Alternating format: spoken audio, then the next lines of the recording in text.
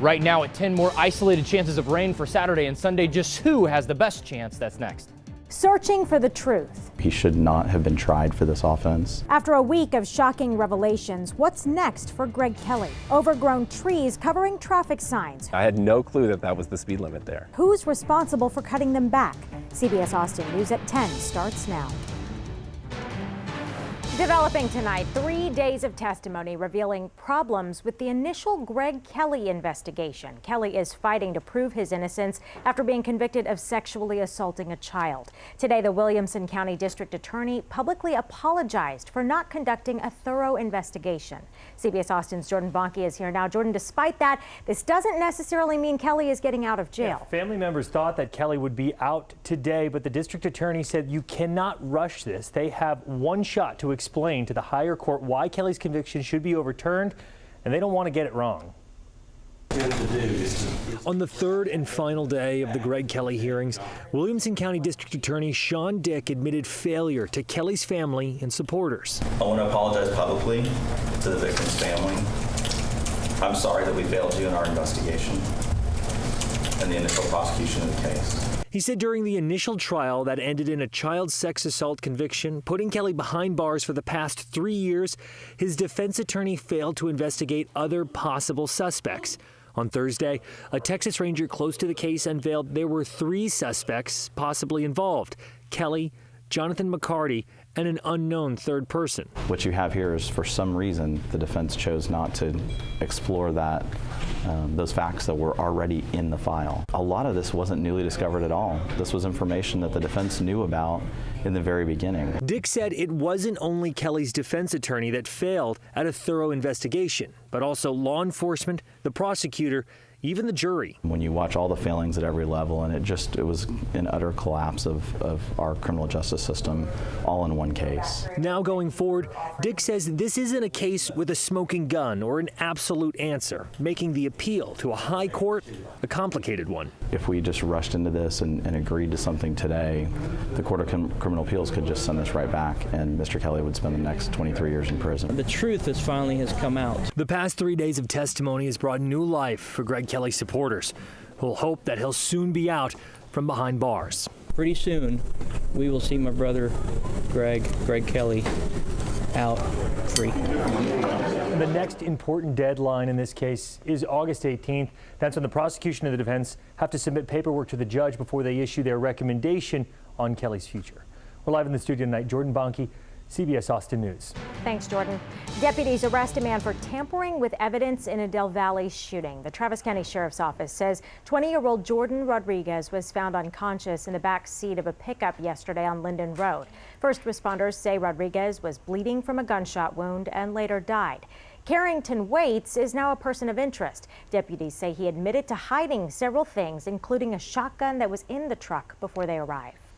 Round Rock police are looking for 2 possible suspects in 3 armed robberies. Police are asking for help identifying a man who flashed a gun and demanded money at a 7-Eleven on East Palm Valley Monday. They're also looking for the man in this surveillance video from a shop-and-go store on Mays Street. Police say the same suspect hit a 7-Eleven on Mays this week as well. If you have information about any of these robberies, contact Round Rock Police. Out there right now, actually in the lower 90s. We hit 99 earlier. I was about to say it's 99 now. No way, but it's very warm. I-35 still packed on this Friday night. We actually had some pretty good thunderstorms just to our south and east. So if you went outside or if you're driving, you could actually see quite a bit of lightning just about 30 minutes ago. Look at this. Actually a severe thunderstorm down near Victoria, Texas. Pretty interesting that there was a severe thunderstorm warning and one storm with possibly up to quarter-size hail. And after like 9 o'clock, really about an hour ago. Pretty impressive dynamics in the atmosphere. This storm wasn't far from Fayette County here near LaGrange and Schulenburg. This is the one that had a brief heavy downpour, some small hail, and a lot of lightning. What that tells me is the environment tomorrow, if we see a couple storms go up, is suitable with humidity to fire up a few strong storms. Now take a look at this. This is as we move back towards the northwest. Do you see this line? Watch this as it moves through here. See this light line in light green here move towards the northwest. That's what we call storm outflow. It's just remaining energy from that big storm to the south and east. That could tell us where a few isolated storms may fire tomorrow. So we're going to be talking about that, showing you future track. Also, I'll tell you how long this heat sticks around, and we're going to be tracking the tropics. A lot to talk about in the tropics coming up, including this storm that could be in the Gulf of Mexico as early as Monday. We'll track that for you coming up in just a few minutes. Thanks, Colin. Traffic signs designed to make drivers safer aren't always doing their job. Low-hanging branches and overgrown bushes are blocking the view, and 311 is getting a lot of calls for help. CBS Austin's Betty Cross is live in North Austin. This can be a very dangerous problem, Betty. That's exactly right. You know, it's one thing if a tree limb blocks a street sign. That can be irritating. But if it blocks a stop sign, that can be life-threatening. So far this year, 311 has gotten over 120 calls from people who see what they're not able to see. If these cars seem to be going a little too fast, don't blame the drivers. While they can't spot the speed limit sign, it's easy to see what's blocking the view. I do care about speeders for sure. Kevin Hurd has lived off Parker Lane for 2 years. I don't even know where the speed limit sign is there. We took a drive down the South Austin street, and it wasn't until our car was almost even with the sign that we realized the speed limit is 35 miles an hour. I had no clue, honestly no clue that was the speed limit. He doesn't think other drivers know either. I mean, you just heard a car go right by here. That wasn't going 35. That was probably 40, 45. Overgrown vegetation and low-hanging tree branches are causing problems across the city. At 45th and Mopac, leaves cover 2 signs designed to help drivers figure out which way to go. From here, even here, it's impossible to get pointed in the right direction. The city is responsible for maintaining traffic signs on public land, but move to private property. And unless the branches are blocking stop signs, nothing gets cut until owners are notified and given 10 days to do their own snipping. Well, it should be visible, I think. This dad agrees stop signs should be the #1 priority, but he's hoping more calls to 311 will reveal the importance of every sign on city streets. I mean, people go what they feel is the speed limit, and unless it's visible. So what do you do if you see a sign that is blocked or partially blocked? All you have to do is call 311, or better yet, use their app, just like this person did, to report a sign that, actually 2 signs that they say they couldn't see at Research and Breaker Lane. Do that and you're probably going to get the quickest response. Reporting live in North Austin, Betty Cross, CBS Austin News. Good advice, Betty. Thanks. Breaking tonight, a federal judge rejects a lawsuit from environmental advocates to halt the 45 Southwest Road project and Mopac South. The advocates argued there wasn't a comprehensive environmental study done, but the Regional Mobility Authority says there were individual studies done for those projects. The judge's ruling now clears the way for construction. The Texas House approved a $1.8 billion plan to fix the state's school finance system today. The measure increases per student funding while offering extra money for school transportation and educating students with dyslexia. A similar bill died during the regular session after the Texas Senate added a plan offering taxpayer-funded school vouchers. It now heads to the Senate, led by Lieutenant Governor Dan Patrick. Patrick referred to the plan as a Ponzi scheme. Washington, D.C. is about to get very quiet. The House has already started its August recess. The Senate adjourned until after Labor Day. And President Trump will spend the next 17 days away from the White House at his New Jersey golf club. Despite the August getaways, concerns still loom over things like the expanding Russia probe and what's next for health care. But Donald Trump did get a win before he hit the road. Unemployment dropped to a 16-year low. I think what we have been seeing this year is really a continuation of trends that started 2-3 years ago when we began to see steady job growth and strong job growth and consistent movement towards full employment. Employers added more than 200,000 jobs to top 1 million jobs created since President Trump took office. Also in Washington today, the nation's top law enforcement official is vowing to crack down on government leaks. President Trump has been pushing his attorney general to do more to stop leakers. Mola Lengi reports from the White House. Attorney General Jeff Sessions issued a warning to would-be leakers. We will investigate and seek to bring criminals to justice. We will not allow rogue anonymous sources with security clearances to sell out our country. Sessions said there's been a dramatic growth in the number of unauthorized disclosures of classified national security information and pointed to this week's publication of transcripts from the president's calls with the leaders of Mexico and Australia. No government can be effective when its leaders cannot discuss sensitive matters in confidence or talk freely in confidence with foreign leaders. Sessions said the Department of Justice has tripled the number of investigations and the FBI is dedicating more resources to leak cases. He also said the DOJ is reviewing guidelines for issuing subpoenas to journalists about their sources. We respect the important role that the press plays and will give them respect, but it is not unlimited. They cannot place lives at risk with impunity. Director of National Intelligence Dan Coates said leaks are coming from a wide range of sources inside the government, including Congress and the executive branch. Mola Lenghi for CBS News, the White House. Considering a recall, the challenges for Ford and its police explorers and why a full recall might be the last option. A nearly eradicated disease resurfaces in Texas, the rising number of typhus cases and the symptoms you need to watch for. Paying more for a football favorite. This year in 2017, we've seen a much higher price for wings. When the skyrocketing price of buffalo wings could come back down to earth. And also watching the tropics very closely. Look at this. Could we have a named storm in the Gulf of Mexico as early as Monday or Tuesday? I'll show you the latest projections on this and another storm when we come back in just a minute.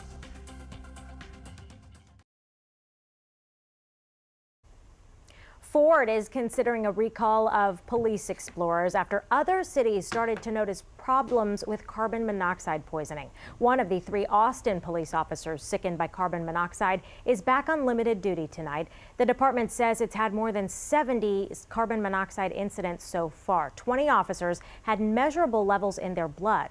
A spokesman from the city says cracked exhaust manifolds are one of the problems. Probably the biggest concern would be exhaust getting up under the hood or coming into the passenger compartment. The city of Austin switched out more than 400 Ford Explorers for older Crown Victorias. Ford engineers, however, are not convinced the cracked manifolds are what's causing the exhaust complaints, and a recall could be pretty pricey. There are an estimated 135,000 Explorer police cruisers on the road today. Police departments in more than a dozen states have raised concerns about possible carbon monoxide leaks. Ford released this statement on the issue. There's nothing that we take more seriously than providing you with the safest, most reliable vehicles to support your life-saving work. Following more than 2,700 complaints, federal regulators expanded their investigation to cover model years 2011 to 2017. A Northeast Texas woman is arrested after more than 100 cats and dogs were rescued from her home. 56-year-old Deborah Thompson is facing cruelty to non-livestock animal charges. On Monday, officers found more than 80 cats and almost 30 dogs inside her Keller home. Humane Society officials say all of the animals required urgent care because of dehydration and malnourishment.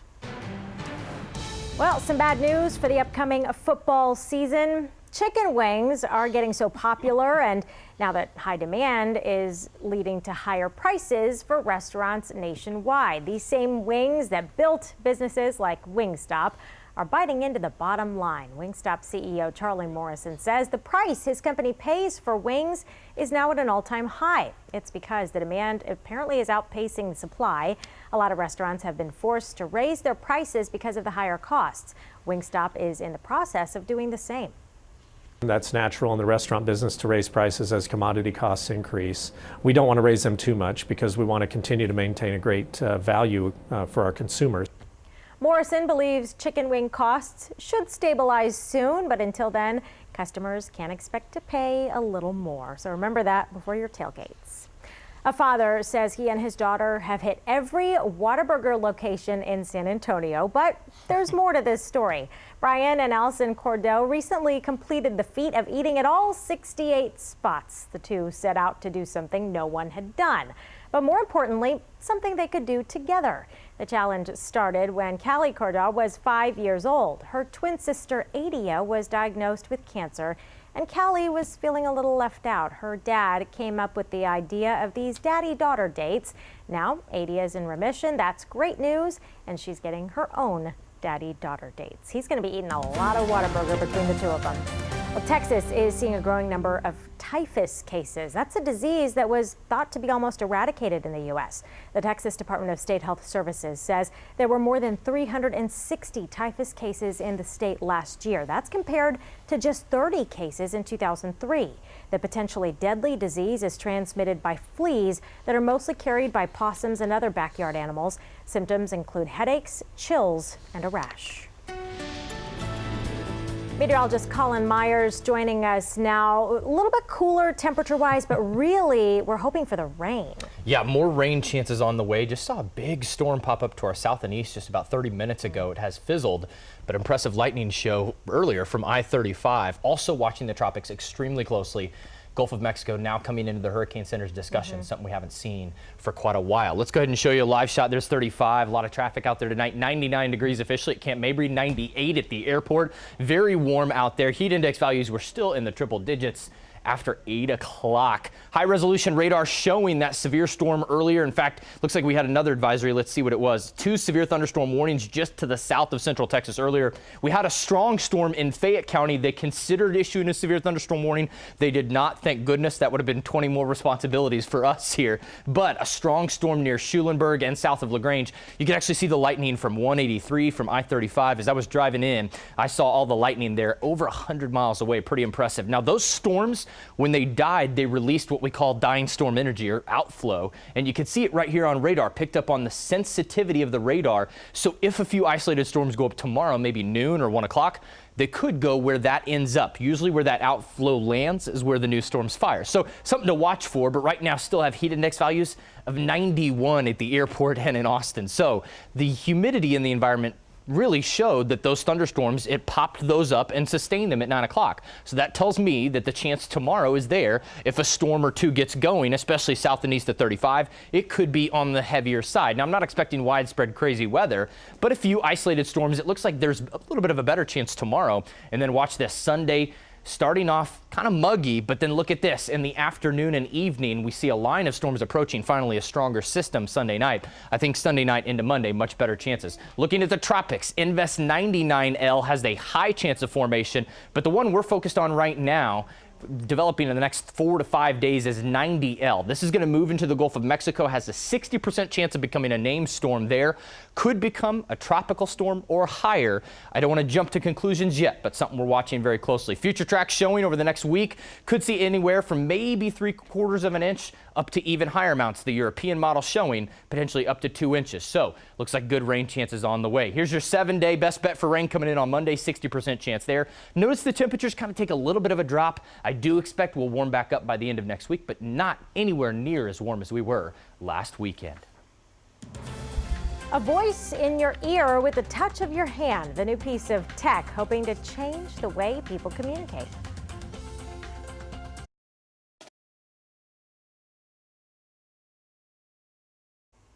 A new device is allowing people to take phone calls and handle text messages all with the touch of a finger. The Ori Ring does it by transferring sound to a user's ear through bone conduction. Yes, this is real. The wearable device connects to smartphones using Bluetooth. Only the user can hear the information over the ring, so private information stays safe. The Ori Ring is expected to reach the commercial market by February. I am interested to know how it works. Right? I would try it. Yeah, for sure. Just hold it up to your ear, I guess. I don't know. We'll see. Adam's here now with sports as UT football prepares for a scrimmage tomorrow. Yeah, I think players are pretty excited. They're actually calling this game day. Okay. I think, yeah, I guess so. Yeah, I mean, can't blame them, but I think fans are just as excited as these players for the season to come.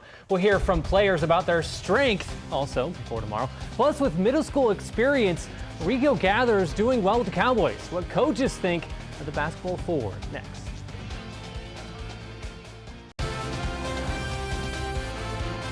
From one Texas team rival to another, Pflugerville native Samaje Perine is now with the Washington Redskins, and he's already getting some attention in D.C. The Redskins drafted Perine from the Oklahoma Sooners in the 4th round. His coach recently said he's getting good at getting those tough yards, which would be a big help for the Redskins, who weren't the best in the red zone last year. And Perine says he's just trying to get through camp. But first things first, what's the most difficult to pronounce for people in Washington? Samaje, Perine, or Pflugerville? It's a pretty tough question right there. I have no idea. I would have to say first and last name would be a tie, and Pflugerville is a little bit behind that. I had no idea what to expect, to be honest. But it's been fun. I will say that it's been extremely fun. But as far as expectations, never really have any expectations. I just come in and hope for the best and do whatever I have to do. In case you're curious, the Texans don't play Washington, and November 30th is when the Redskins go to Dallas. Definitely. It's set the tone tomorrow. Yeah. So that's kind of like our game day. It's a big day for the Texas Longhorns tomorrow as they're getting set for their first scrimmage in camp. Today they got to wear pads for the first time, which made players pretty happy. So they're looking forward to tomorrow as well, especially because players say they felt a lot more physical today compared to the spring. I definitely felt the strength program kick in today. Really? There's a lot more pads popping today. Yeah. It was more, missed tackles, more technique stuff. But as far as like power, oh yeah, it was there today. It was there, definitely there. Yeah. It's crazy how much stronger we are, and I was like, it's a hot day, but it's nothing to compare to how tired we were last spring. It's just crazy how much more durability we have and how much more strength. Well, some of the best tight ends in the NFL aren't just good on the field. They're also pretty good on the basketball court. And for the Dallas Cowboys' Rico Gathers, it's no different. He's the embodiment of the trend of moving a basketball star to tight end. He didn't even play football at Baylor. He only had the most rebounds in school history. But last night, he had a great night in the Hall of Fame game, getting a touchdown and pass and several pass plays. Coach Jason Garrett is excited with the improvement they're seeing in him. When we drafted Rico, he hadn't played football since junior high, and obviously a really, really good athlete, college basketball player, was a great rebounder. We saw all that athleticism. The thing that has impressed us the most is he has a tremendous willingness to work. We'll be back after this, but first, Mickey Spagnola has your Cowboys Daily, this time on Jerry Jones ahead of his Hall of Fame induction. Welcome to Cowboys Daily for Friday, August 4th, brought to you by Miller Lite.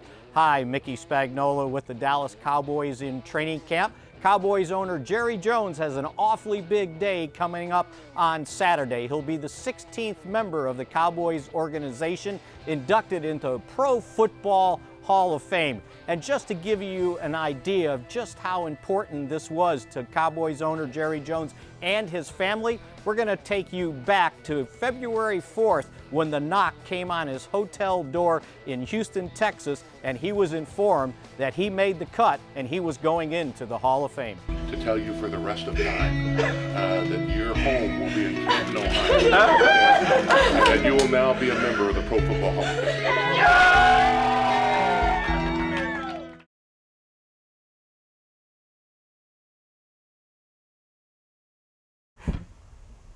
Well, we're just talking about the fact that we're glad that there's no triple digits on that 7-day. I was just telling them it takes a lot for me to put 100 on the map.